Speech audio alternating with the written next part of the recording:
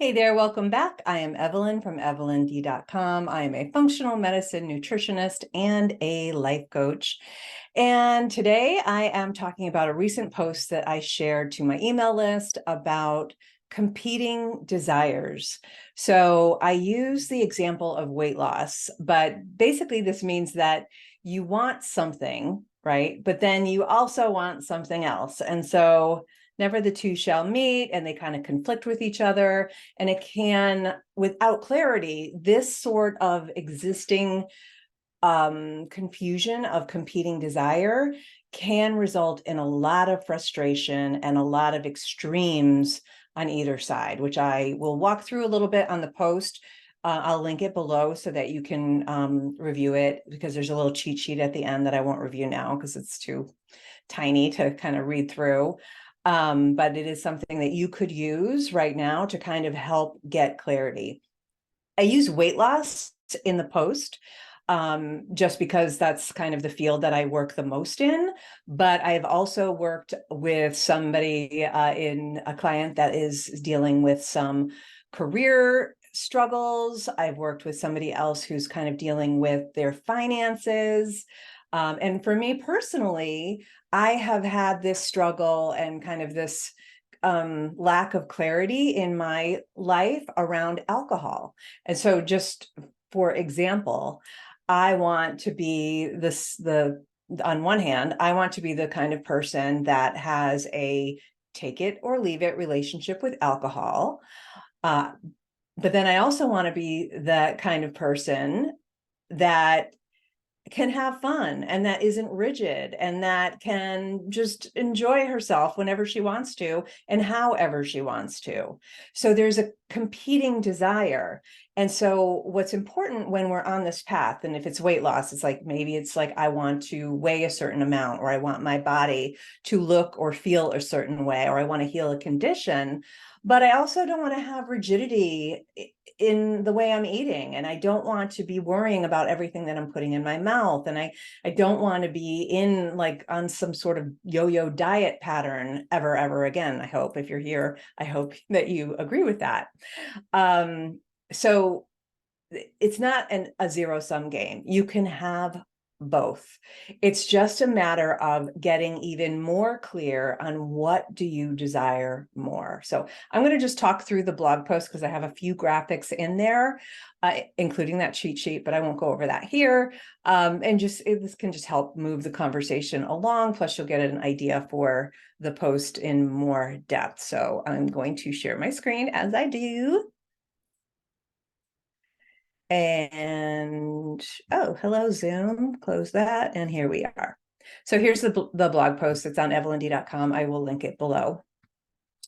Competing desires, what do you desire more? So here I do share the weight loss example. And like I just described, so we feel like a lot of us have that belief that if I'm not perfect, if I'm not consistent, if I'm not restricting myself, then I'm not going to see the results. So you've kind of got this person who's a little bit miserable. She's restricting herself. That's the symbology of that little image. And then you've got the person who's like, great, I lost the weight. And I've been in this place so many times in the past. And it feels great. It does feel great. The example I share, and I used to share this in my weight loss mastery program, is at one point, I think it was 2014, 2013, I did HCG drops. I didn't do the injection, I did the drops. So think of it a little bit like the latest trend now, which is Ozempic or the semaglutide peptides therapies. Same kind of thing, right? So you are taking a substance and you are, for me, there was also a lot of caloric restriction. I don't know if that applies to Ozempic as much. I mean, there is a diet component to it, of course, but so I was very strict in terms of my diet and exercise during the period of time that I was supposed to be taking these drops. So it was like 6 weeks. And for 6 weeks, I was like this person right here. Like I was eating precisely how I should. I was not socializing, so I wasn't tempted with other foods or alcohol. And I did lose 20 pounds. But eventually I got to this side of the spectrum where I was like, woohoo, like, and I eventually put the weight back on. And I've done this with other diets. I've mentioned Weight Watchers a bunch of times. I've done all kinds of, South Beach and other things as well, keto and low carb and low fat, and, you name it, I've done it. I've done the spectrum of dieting. And these extremes were just part of my existence, and it's miserable. It's also not healthy to be in this place either. There's studies that show that there's an increased risk of heart disease in women, especially who do go into this yo-yo diet cycle. So it's not good. But the thing here is, and the difference when you are embarking on an approach, and let's say you get the clarity and your desires are no longer competing, you've got that clarity.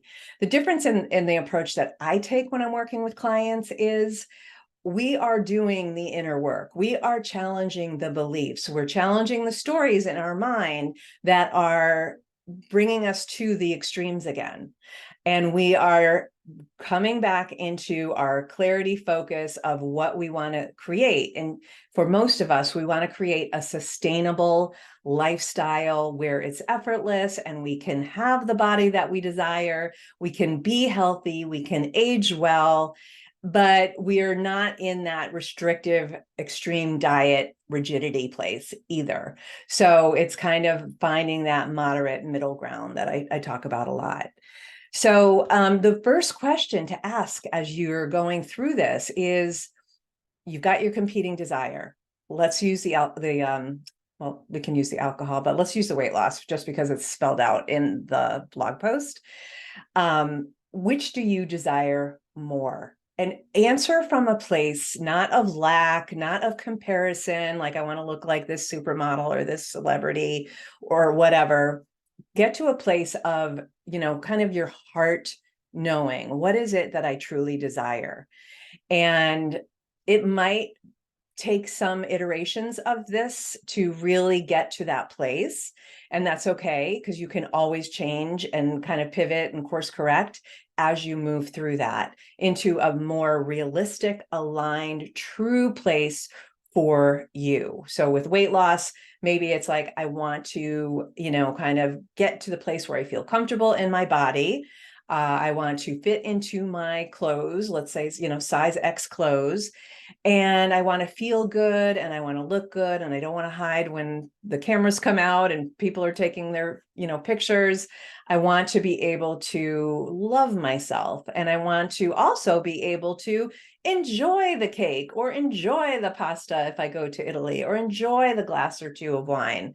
And so that's where it's like you're getting clear. So you can have your cake and eat it too, but you're not going to have the whole cake. You're going to find that middle ground, that moderate ground that works for you, for your body. And that's why my approach with all my clients is very personalized, and it's very much iterative. It's not set in stone. It's something that evolves as we get clearer, as we understand ourselves and our motivations and our healing kind of capacity, our tolerance for change, our ability at the moment to kind of deal with things that are beyond our control, to not respond in the patterned way that we are so used to. It takes time. The healing process takes time to be able to practice new ways of being, new patterns. And I always describe this in, again, in my weight loss mastery program, that's kind of put to sleep for now, but something new will be coming soon, I'm sure. But I use the analogy of the superhighway. So when we have a neural pattern, a neural pathway that is well worn, it's like a superhighway. We just get on the ramp and we are going 80 miles an hour or 65, and we're just going. It's automatic. We don't have to think about it, because that's how the brain works. It wants things to be automated. It wants to use the least amount of energy, mind energy, mental energy as possible. And that's how we go. And it's very easy to get on that superhighway. On the other hand, we want to create a new way of being, a new result. We don't want to get into that superhighway yo-yo dieting pattern, or the way that we're reacting to people, the way we get triggered by people, or the way that we self-sabotage. I mean, you name it. Whether it's procrastination or perfectionism, controlling, needing to have control. These are all things that we learned and developed to create a sense of safety. And that superhighway is very much, kind of set, and it takes practice to get to the other side. So say we have this new, kind of ideal, that's our vision. And the way I describe it is, imagine like an overgrown field, and there is a little house at the end of that field, and we want to get to that house, but there's no road there. We literally have to start driving through this bumpy road to get to that destination, to that house. Before we would get to that house on the superhighway, and that's where we get into that conflict, those competing desires. But now we want to create a new pathway, and it's going to be bumpy at first. So as you go, it's going to get smoother and smoother, and that pathway over time, and with practice and patience and trust over time, that pathway starts to become more smooth. And now you can get to that house without a lot of bumps and without a lot of wear and tear on your car. You can get there.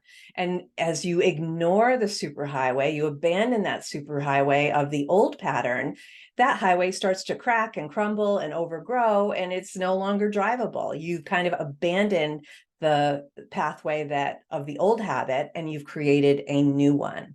So that's the practice that then has to occur. But first you have to get clear. And that's what this post is all about, how to first get clear. And so there's some prompts. So which do I desire more? And here's a key question that I put in terms of using the weight loss example. But like I said, you can insert any, plug and play anything that you're working on. It could be relationships, it could be money, it could be your work, it could be your friendships, anything at all, your romantic relationships, your friendships, your children, it does not matter. So how do I, in this example, lose the weight and maintain the body composition I desire in ways that allow me to experience enough freedom, pleasure, fun, and connection? So it's not the whole thing. We can't just go off the rails all the time and expect to lose weight. We can't keep doing what we're doing and expect a different result, right? Wasn't it Einstein that said that's the definition of insanity? We have to figure out that middle ground that works for us and that satisfies both desires, with the primary desire being the lead desire. So whatever that is for you, and then you just start to kind of get clear. And I have these prompts here, which again, I'll link you to the post so you can kind of get a notebook out and kind of write through these or talk through these with a friend or with a coach or whatever, or you can set up a session with me. And you can go through some of these to get more clear and to get more in alignment with, your true heart's desire, not the lack or the comparison or kind of the cultural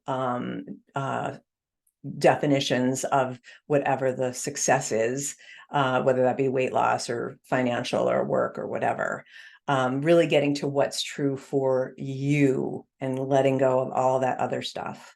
So I hope that makes sense. I hope that if you have been struggling, if you've been yo-yo dieting, losing weight and then regaining it, getting some success and then like reverting back, or if you're in a place where you're like, I give up, I'm hopeless, then I hope that you give this a really good try. And if you want to schedule a free discovery session with me, if you're watching this before tomorrow, then, and you want to, I do have an August only special that expires at the end of August, which is tomorrow in 2023.